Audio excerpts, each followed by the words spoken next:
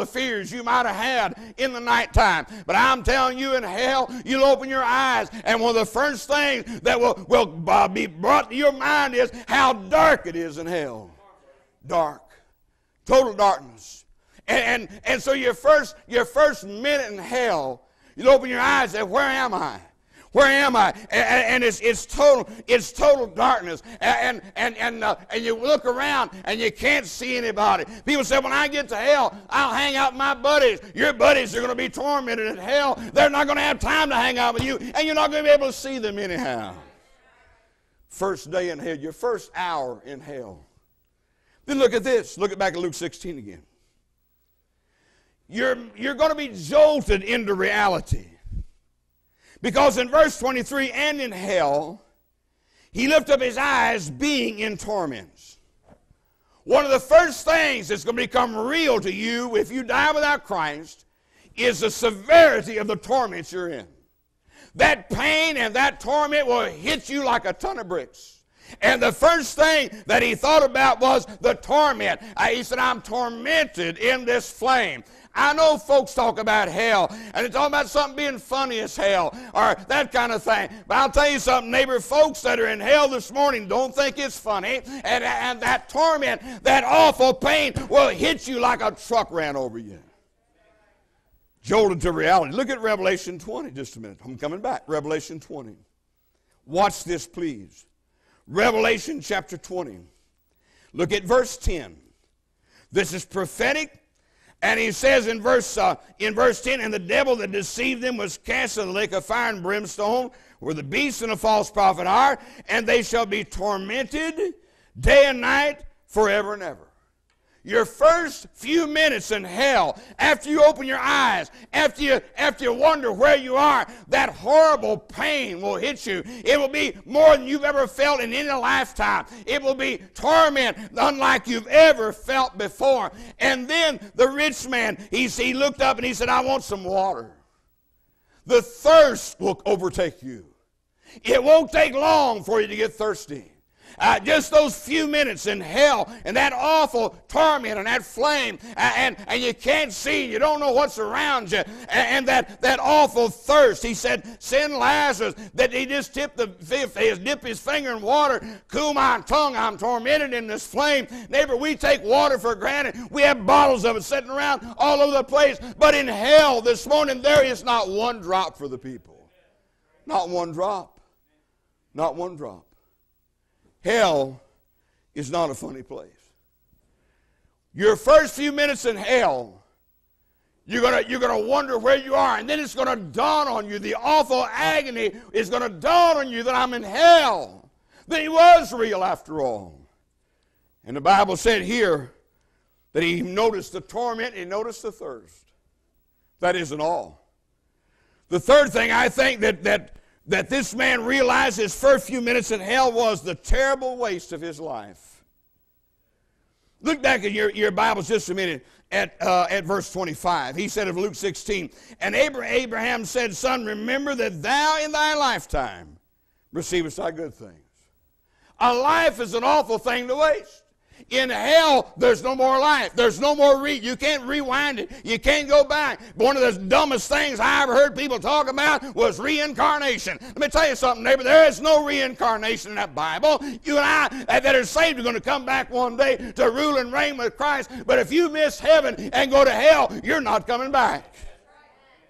You're not coming back. See, that's a fool's dream. This man recognized he had wasted a lifetime. He had wasted it. He just let it go day by day. He had come around and done what he wanted to do every day, and Lazarus laid his gate full of sores. Lazarus may have witnessed to him. I don't know, but all I know is he had a lifetime, and he blew it down the drain.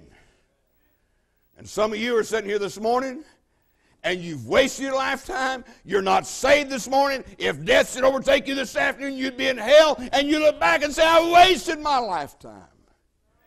I had a chance to get saved and didn't take it. He wasted it. And I'll tell you something. The Bible said he had a memory. Do you remember? Everybody said, do you remember where you were when John Kennedy was shot? Isn't that strange? We do. I remember where I was. Do you remember where you were on 9/11 when you heard about it? I remember that. But you know what? In hell, you're going to remember where you were when the Spirit of God drew you and talked to you. You'll remember who was standing around you. Oh, I remember that lady with the baby over here. I remember that young person back there praying for me. I remember that preacher. I remember what coat he had on, what tie he had on. I remember the day of the week. Neighbor, let me tell you something. And you'll go over and over and over and over again throughout eternity, but you'll never, ever get that chance back again. Never. He remembered the terrible waste of his life. Look at Proverbs 1, please. Proverbs chapter 1. I love you, but I'm trying to warn you this morning. Proverbs chapter 1. Now let's look down here at verse 24.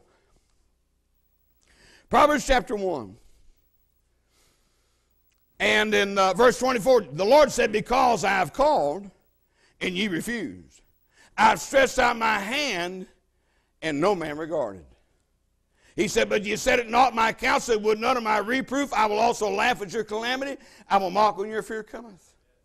You will remember when the Spirit of God drew on your heartstrings. You remember how your knees quaked. You remember how your knuckles turned white when you grabbed a hold of the front of that bench. You remember the song they sang. You remember that old song leader with tears running down his face, singing, just as I am, without one plea, but that thy blood was shed for me. And you would think about that over and over and over again throughout all eternity.